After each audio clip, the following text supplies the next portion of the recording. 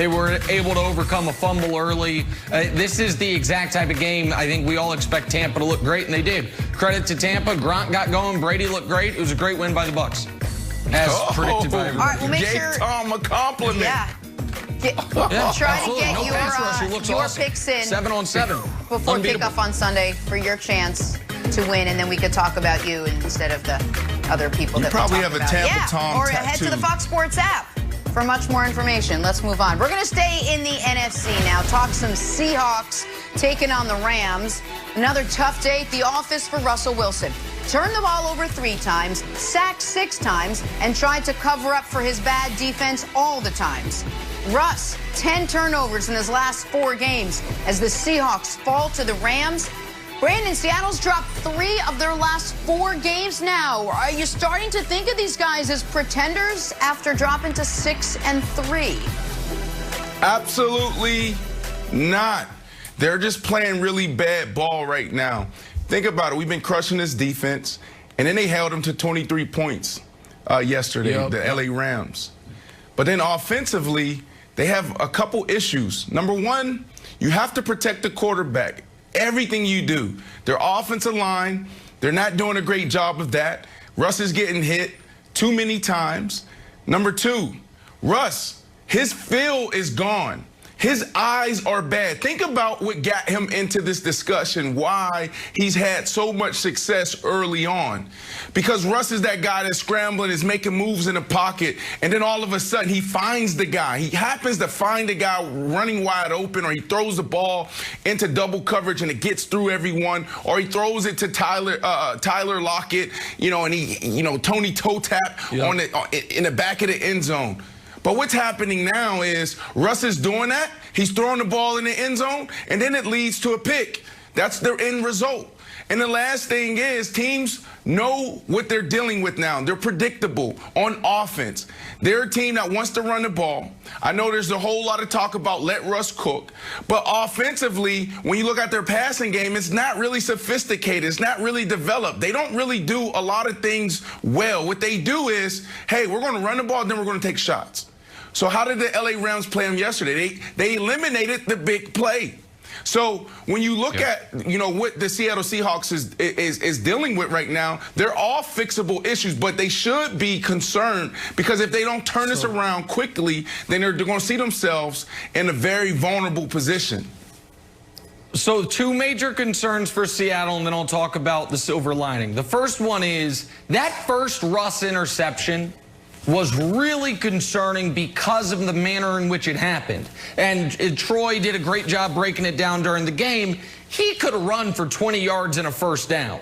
Yep. And for some reason, he felt the need to force this ball. When I saw him let go of the football, I thought it was going to be another one of those where a Seahawks receiver is just standing by himself in the corner of the end zone because it is so open for him to run for a first down and more. That's issue number 1, that Russ is pressing.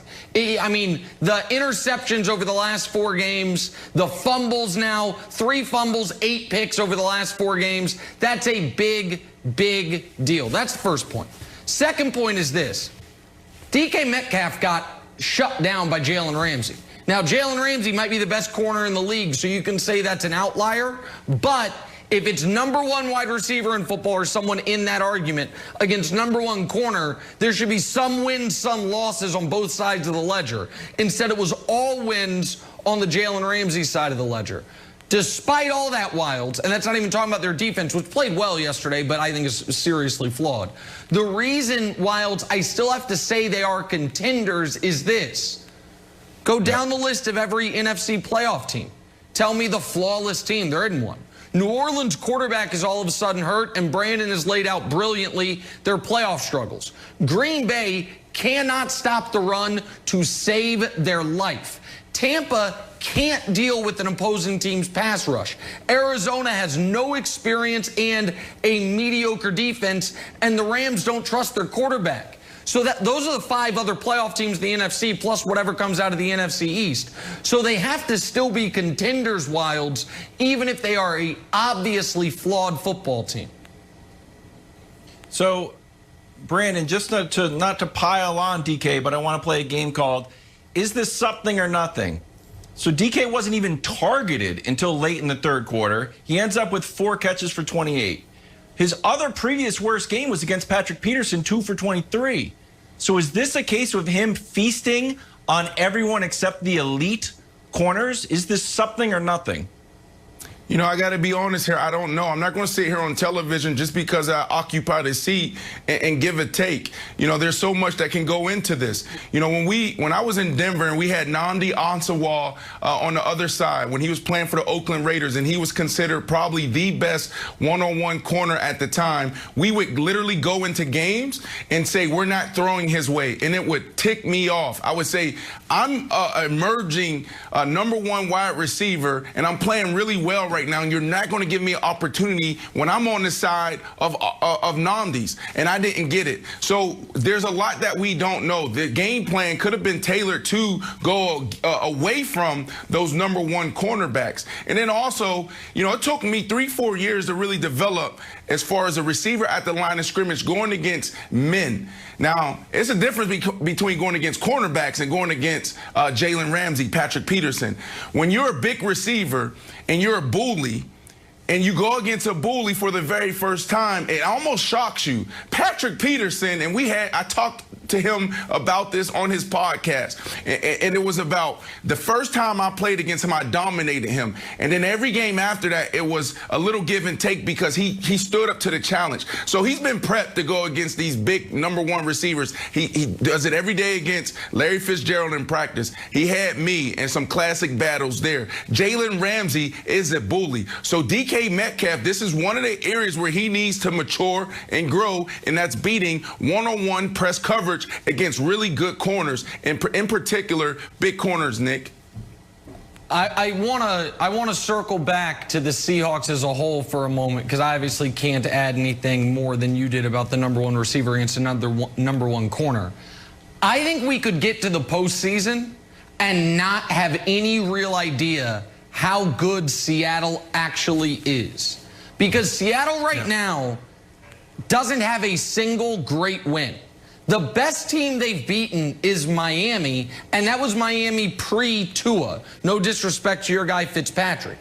After the Arizona game, Seattle plays, and I believe this is the order, Philly, Giants, Jets, Washington. That's 4 in a row. So they can get to 10, 11. They have the San Francisco week 17. They could get to 11 wins without a single great win on the ledger.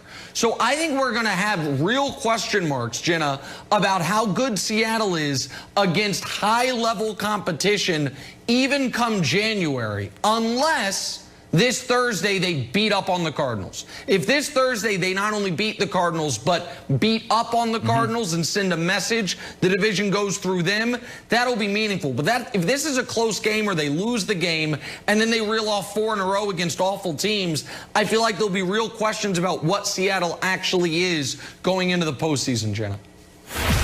That's a good point. All right, we're going to table the Seahawks, talk some hoops now. James Harden might be on the move very soon. Wait till you hear his rumored landing spot. But first, Baker Mayfield busting out Lil Wayne line yesterday at his presser. Baker with his ode to Weezy. Yeah, I mean, you know, they made great plays when they needed to. I think Miles took the approach of, you know, real G's move in silence like lasagna.